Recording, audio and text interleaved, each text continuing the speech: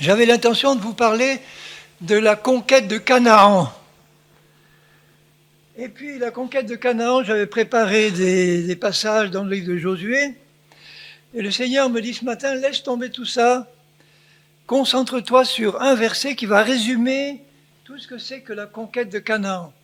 Vous vous rappelez que Canaan, c'était le pays que Dieu avait réservé à son peuple. Un pays où coule le lait et le miel. Et un pays qui était rempli de géants, de villes fortifiées. Donc quand Dieu leur donne l'ordre de conquérir ce pays devait être conquis à la pointe de l'épée. Ils devaient prendre leurs armes, ils devaient conquérir et libérer complètement tout le pays entier de tous ses habitants dont le péché était accumulé jusqu'au ciel depuis des siècles.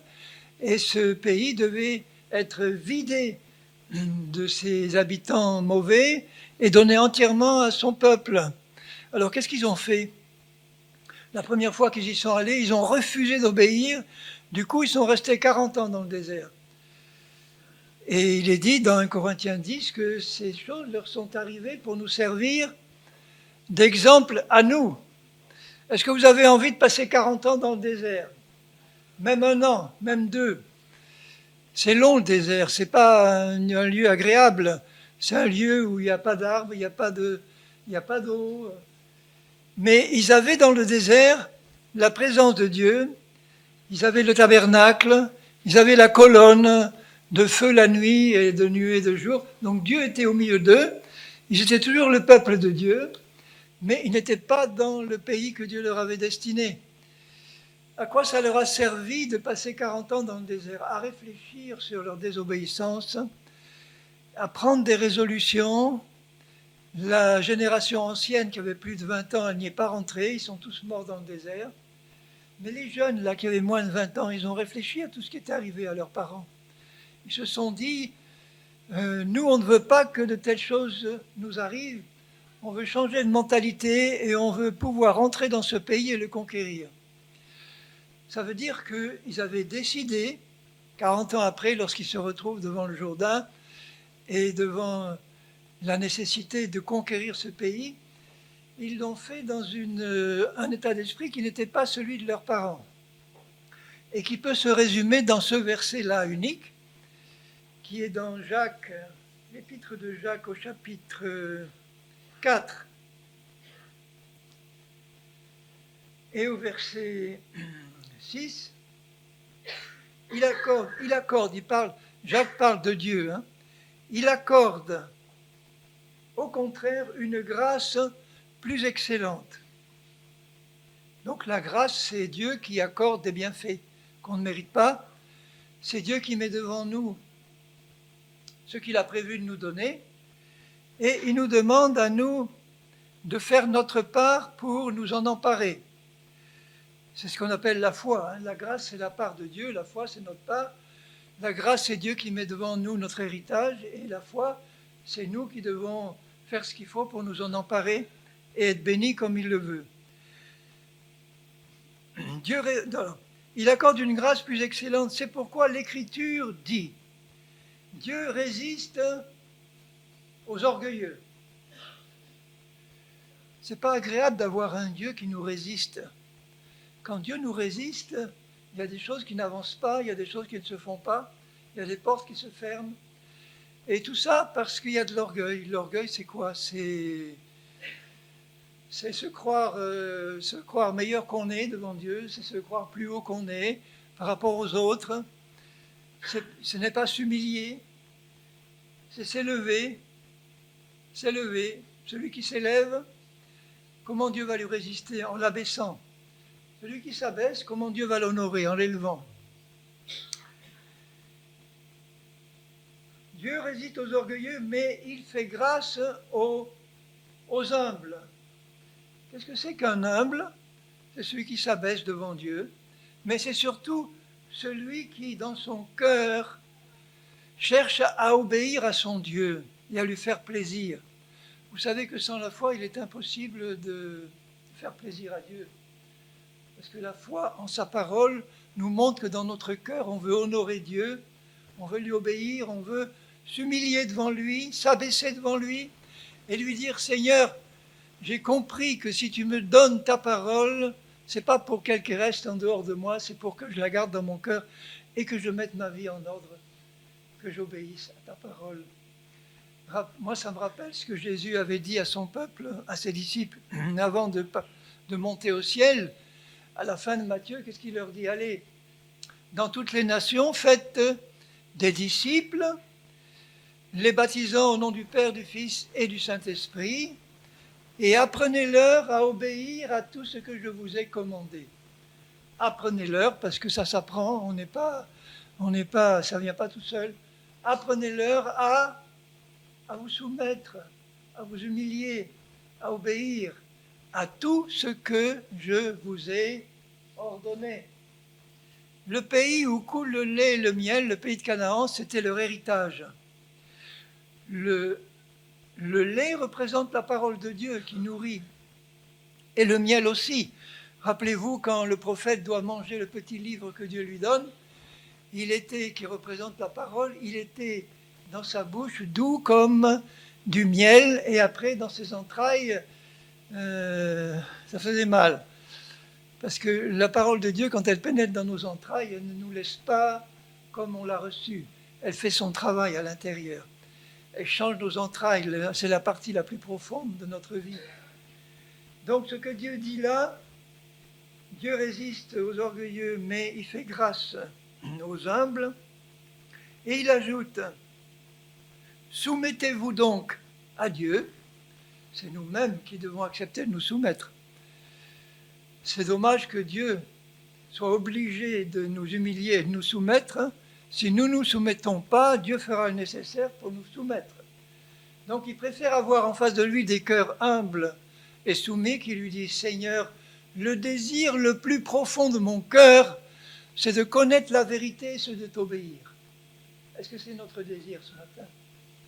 De connaître la vérité de sa parole, la vérité en ce qui nous concerne, la vérité dans ce que Dieu veut faire dans nos vies, dans ce qu'il nous demande.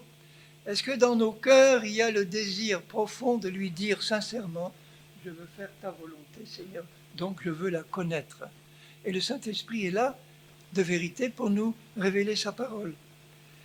Ensuite, il nous dit « Soumettez-vous à Dieu, résistez au diable, et il fuira loin de vous. Approchez-vous de Dieu, et il s'approchera de vous. » C'est une autre façon de dire « soumettez-vous ». Approche-toi de lui avec un cœur sincère et humble. Et dis-lui, Seigneur, si tu me demandes de me soumettre à toi, c'est parce que tu veux que tout de suite après je résiste au malin. Pourquoi je dois résister au malin? Parce qu'il occupe le pays. Il occupait ce pays qui était le leur, il occupait une grande partie de leur héritage, de même que nous, qui représente le pays de Canaan pour nous, ça représente l'héritage que Christ a accompli pour nous à la croix et qu'il met à notre disposition. Qu'est-ce qu'il y a dans cet héritage? Il y a le pardon de nos péchés, il y a la nouvelle naissance, il y a la bénédiction, il y a la délivrance de tous les liens, la délivrance de tous les problèmes que Satan avait mis sur nos vies, avant même qu'on se convertisse et même après. Il y a la libération de tous les liens, il y a la guérison de toutes nos maladies, de nos infirmités, tout ça. Il y a la bénédiction, une vie longue, heureuse et prospère. Il y a la prospérité à tous les domaines. Il y a la bénédiction pour nos familles, nos enfants, les membres de nos familles, le salut pour tous. Voilà ce qu'il y a dans l'héritage que Christ a accompli pour nous. C'est ça notre pays de Canaan. Mais il est encore rempli de géants. Il y a les géants, il y a l'ennemi qui occupe une grande partie de notre héritage. On a pu recevoir la nouvelle naissance et le pardon de nos péchés.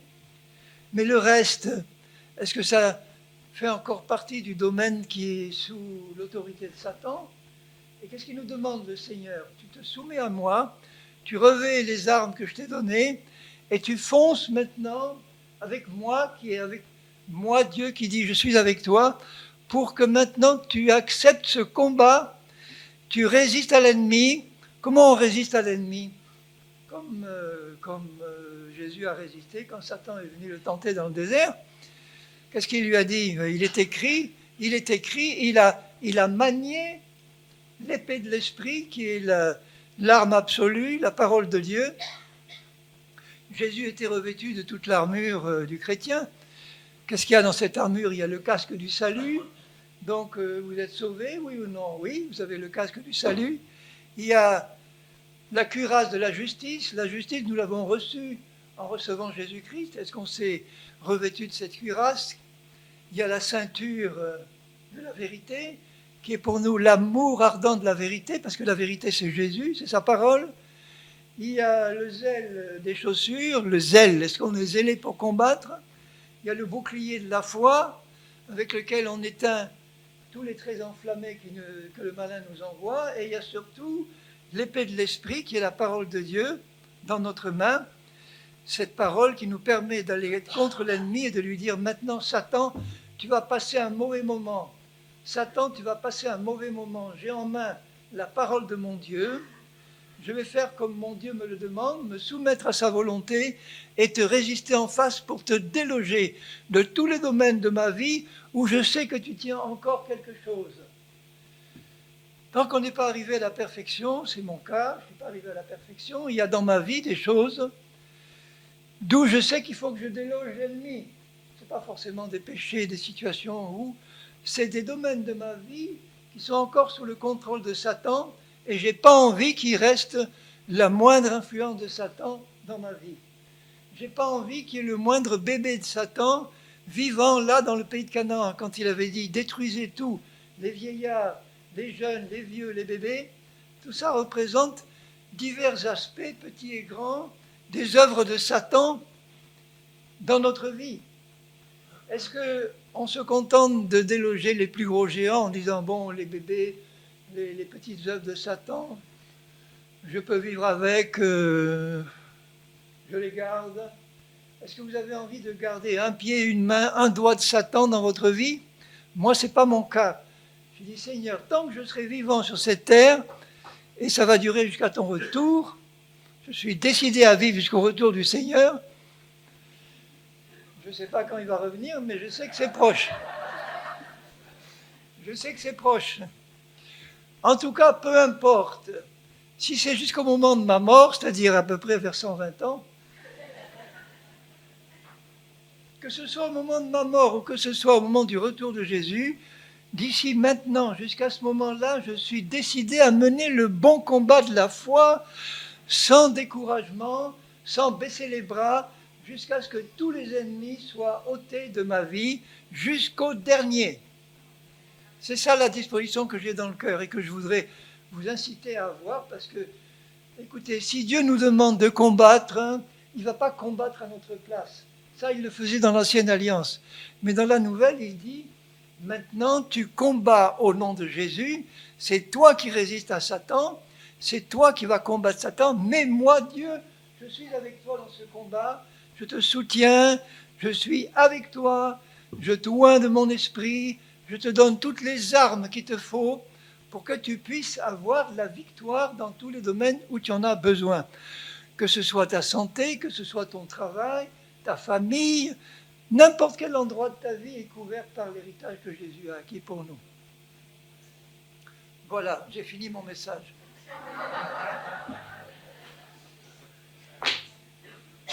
Ça veut dire qu'on va laisser agir le Saint-Esprit maintenant. Tout le reste du message, on va mettre ça en pratique. On va mettre ça en pratique, c'est-à-dire que nous allons reconnaître avec respect, je pense qu'on l'a déjà fait depuis qu'on est là, dans la louange, on sent le Seigneur, enfin, son esprit est là, que vous le sentiez physiquement ou pas, mais je sais que le Seigneur est là au milieu de nous. Seigneur Jésus, moi je veux honorer ta présence, j'aimerais tellement que tu viennes à ma place pour faire le reste de ce qu'il y a à faire. Ça serait tellement mieux fait.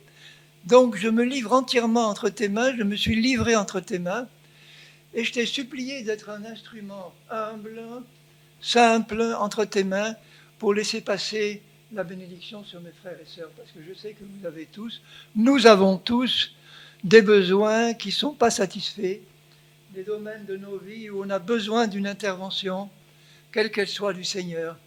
Et on va maintenant laisser au milieu de nous le Seigneur agir pour que Il nous entraîne, à nous soumettre entièrement à lui. Donc ça, c'est la clé, mes frères et sœurs. Est-ce que vous avez tous un cœur humble et soumis? Je ne demande pas de lever la main. Je vous demande de répondre devant Dieu. Est-ce que votre cœur est humble et soumis devant Dieu maintenant, ce matin-là? C'est-à-dire, est-ce qu'on a tous cette réaction devant Dieu en disant, Seigneur, ma volonté, c'est de faire ta volonté. Ma volonté, c'est de connaître la vérité.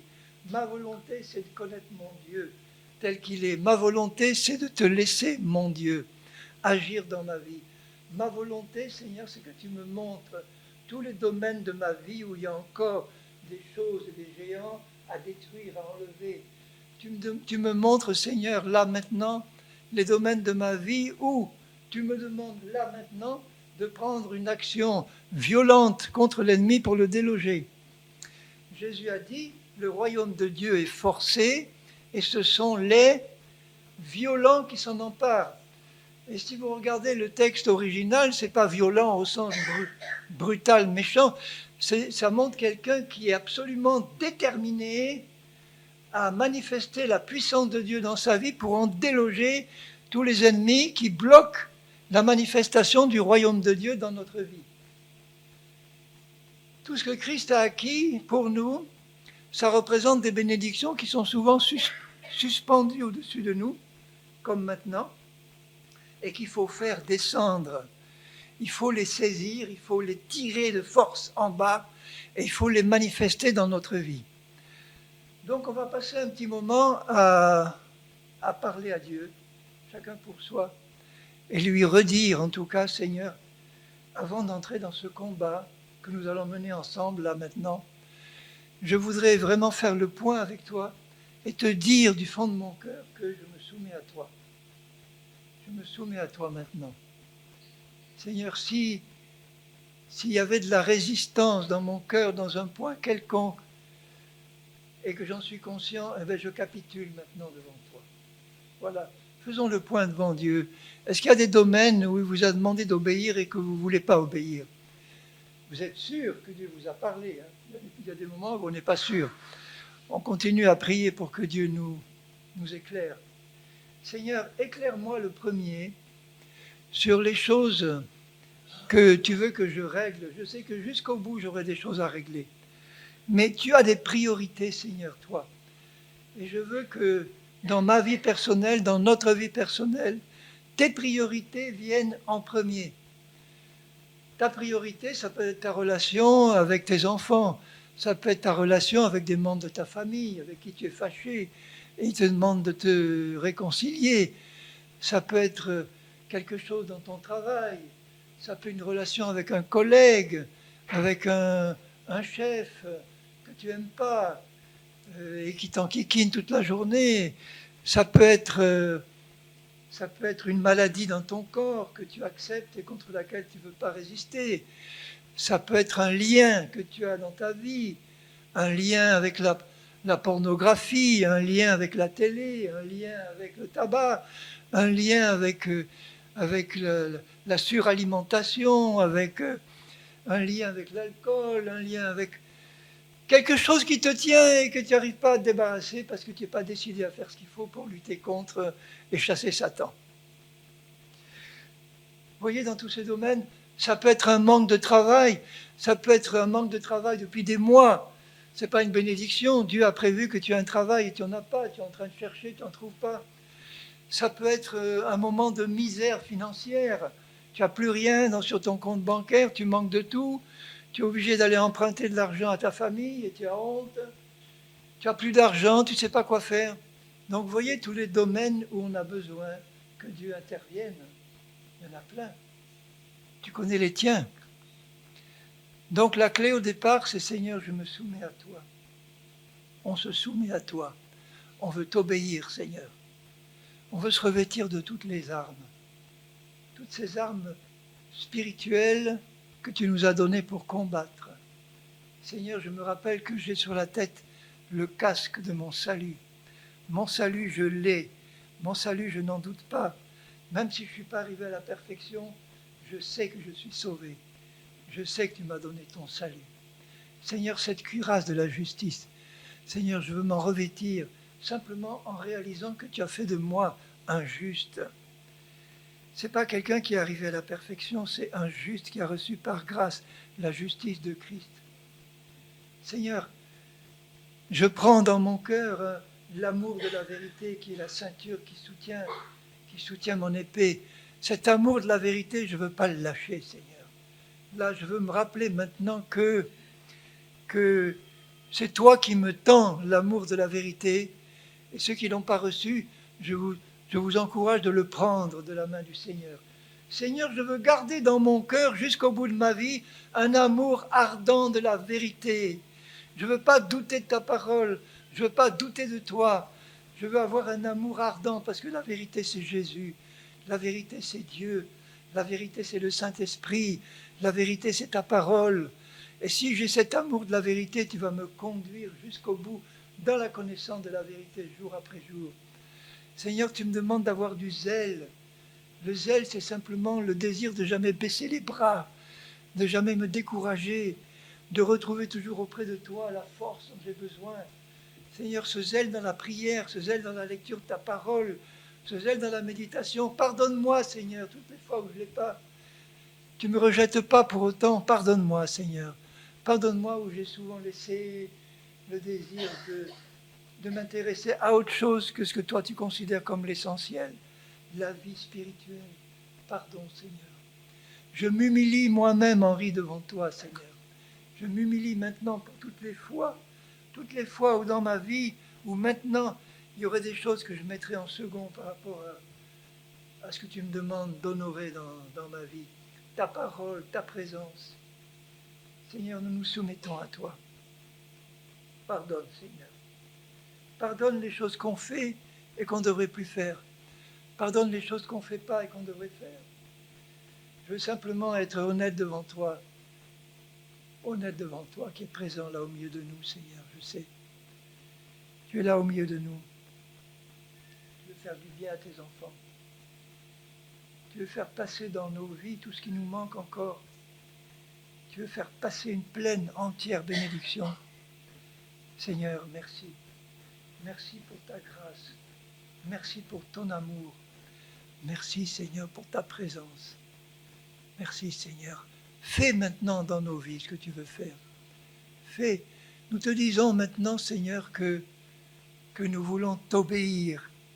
Que si tu nous montres quelque chose qui au départ nous semble pas agréable à écouter, Seigneur, nous voulons recevoir de toi la conviction que c'est ta parole que tu nous adresses. Nous voulons recevoir la conviction que toi, tu sais parler à ceux qui décident de t'écouter. Tu sais parler à ceux qui veulent entendre ta voix. Alors Seigneur, merci, merci.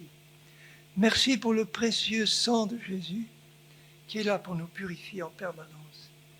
Quand nous reconnaissons nos torts, quand nous reconnaissons, Seigneur, les choses que nous voulons confesser devant toi, ton sang précieux est toujours là pour effacer. Ton sang est précieux, Seigneur. Merci. Je reçois ton sang, je le reçois. Seigneur, je le reçois. Il est en permanence sur moi, il coule en permanence sur moi. Merci Jésus. Merci Seigneur. Et merci pour ce bouclier de la foi. Seigneur, souvent, ça peut nous arriver de dire, Seigneur, je crois, mais viens en aide à mon incrédulité.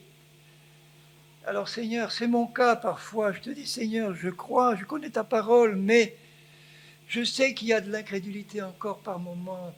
Je sais que j'ai du mal à croire par moments. Alors pardonne, Seigneur, pardonne.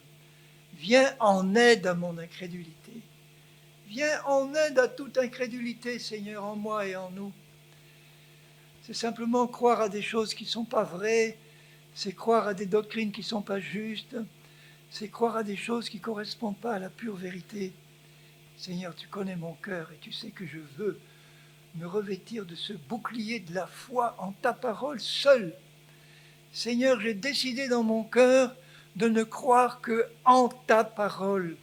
C'est la décision de mon cœur. Et Seigneur, c'est ça le bouclier de la foi que tu me demandes de brandir maintenant.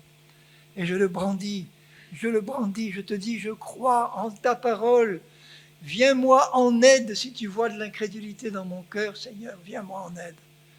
comme ce papa qui a dit à Jésus, Seigneur, je crois, viens en aide à mon incrédulité. Et il lui est venu en aide. Alors merci pour l'aide que tu nous donnes maintenant, Seigneur. Merci. Et je prends aussi l'épée de l'Esprit qui est ta parole. Seigneur, il y a dans ta parole des versets qui correspondent exactement à chacun de nos problèmes. Si c'est un problème de salut pour nos familles, j'ai un verset qui me dit « Tu seras sauvé toi et ta maison ». Ce n'est pas seulement aux geôliers qu'il a dit ça, c'est à tous ceux qui ont une famille qui a besoin d'être sauvée. Parce que Dieu avait un plan pour la famille de Noé, il avait un plan pour la famille de Lot, il avait un plan pour la famille de Rahab, la prostituée. Il a un plan pour nos familles à nous. Il veut que tous les membres de nos familles soient sauvés. Et il nous demande d'avoir la foi dans le cœur sur cette promesse. Si on a besoin de guérison maintenant, on doit se rappeler que Jésus a porté nos maladies sur la croix, porté nos infirmités, que par ses meurtrissures, il nous a déjà guéris, qu'il a versé son sang pour nous purifier de tout péché. Que Seigneur, cet héritage, il est devant nous. Tu nous as libérés de toute la puissance des ténèbres, tu nous le dis dans l'épître aux Colossiens. Il nous a libérés de toute la puissance des ténèbres et transportés dans le royaume du Fils de son amour. Voilà la réalité. Alors Seigneur, nous prenons cette épée vivante et nous choisissons, chacun pour notre part, je vous demande de faire ça maintenant, frères et sœurs. Choisissez un domaine de votre vie où vous avez besoin de prendre une victoire. Que ce soit une maladie, que ce soit un problème familial, un problème d'argent, un problème de travail, un problème qui est couvert par une parole de Dieu. Choisissez ce problème maintenant qui est celui que vous voulez régler devant Dieu. Celui où Dieu vous demande de résister au malin maintenant.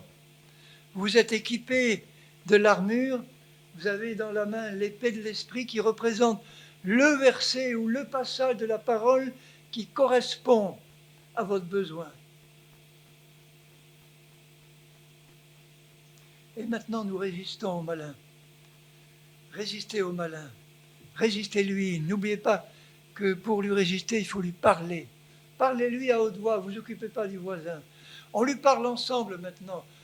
Je le fais avec vous pour vous montrer comment il faut faire. Au nom de Jésus-Christ maintenant, Satan, je viens contre toi maintenant, avec l'épée de l'Esprit, la parole de mon Dieu. Au nom de Jésus, je viens contre ce géant qui est encore dans ma vie et que Dieu me demande de déloger. Au nom de Jésus, je viens contre cette maladie, cette infirmité.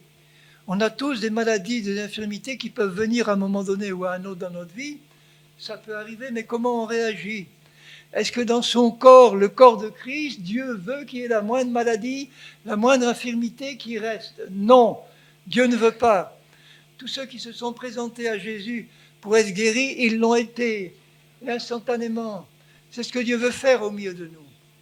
Est-ce qu'on veut ressortir d'ici avec encore le fardeau qu'on avait en entrant, ou est-ce qu'on veut maintenant, à la pointe de l'épée, lui couper la tête au nom de Jésus, le tailler en pièces au nom de Jésus-Christ, le tailler en pièces au nom de Jésus? Est-ce qu'on a cette mentalité de combattant et de vainqueur là maintenant? Au nom de Jésus, Satan, je t'ordonne maintenant, au nom de Jésus qui est là au milieu de nous, de quitter ma vie maintenant dans les domaines que tu peux encore y tenir. Il ne s'agit pas de délivrer de possession, c'est pas ça. Il s'agit de résister au diable au nom de Jésus pour lui ordonner maintenant de partir de notre vie. Au nom de Jésus. Au nom de Jésus. Montre-nous, Seigneur, quel domaine de notre vie tu veux qu'on mette devant toi maintenant pour résister au malin. Au nom de Jésus-Christ. Au nom de Jésus-Christ. Seigneur, je te laisse agir dans la vie de mes frères et sœurs qui sont là, dans la mienne. Seigneur, entraîne-nous à ce combat. Tu nous demandes de résister au malin avec une foi ferme. Une foi ferme, c'est-à-dire la certitude que si on résiste au malin avec la parole de Dieu, il doit s'enfuir. Il doit s'enfuir maintenant. Il doit s'enfuir. Il est obligé d'obéir à la parole de Dieu qui lui est annoncée avec foi. au nom de Jésus-Christ. J'ai à cœur de m'adresser à des maladies, à des infirmités, à des maladies qui sont des œuvres de Satan que Jésus a détruites à la croix. Au nom de Jésus, je m'adresse à des maladies qui sont au milieu de nous. Adressez-vous aux maladies qui peuvent être dans votre vie. Parlez-leur exactement comme Jésus a parlé au figuier, qu'il a maudit. Parlez-leur comme Jésus a parlé à la fièvre de la belle-mère de Pierre. Quand il est écrit qu'il a menacé la fièvre, il lui a dit « Fièvre, va-t'en » et elle est partie. Dites-lui à la maladie qui est dans votre corps, au nom de Jésus, je te parle, maladie, infirmité qui est dans mon corps. Je ne supporte pas ta présence. Je refuse ta présence, quelle qu'elle soit. Que ce soit des maladies des yeux, des oreilles, des dents, comme c'est mon cas. Eh bien, je m'adresse à ces infirmités-là. Je commande au Seigneur de manifester sa puissance dans ma vie et je résiste au malin au nom de Jésus. Quitte mes yeux, quitte mon corps. Si c'est un cancer, tu lui parles. Qu'il soit à ton père qui est dans ta maison ou ici, toi. Si on t'a diagnostiqué un cancer et que tu es sous traitement, parle-lui. Dis-lui, cancer, je n'accepte pas ta présence dans ma vie. Je t'ordonne de partir maintenant de mon corps. Au nom de Jésus-Christ de Nazareth, tu entends? Je ne te lâcherai pas que tu m'aies quitté complètement. Et si nous restons dans cette attitude de victoire, c'est-à-dire que nous ordonnons à Satan de partir, non pas pour obtenir notre héritage, mais parce que nous l'avons obtenu. Nous l'avons reçu. Nous avons été guéris déjà. C'est parce que nous avons été guéris que nous ordonnons à Satan de lâcher le domaine où il n'a plus le droit de se trouver. Si c'est une infirmité quelconque du corps, au nom de Jésus, vous ordonnez à l'infirmité de partir. Et vous persévérez dans cette attitude-là. Si ça ne part pas au bout de 5 minutes, ne baissez pas les bras en disant « ça n'a pas marché, maintenant j'arrête ». Continuez.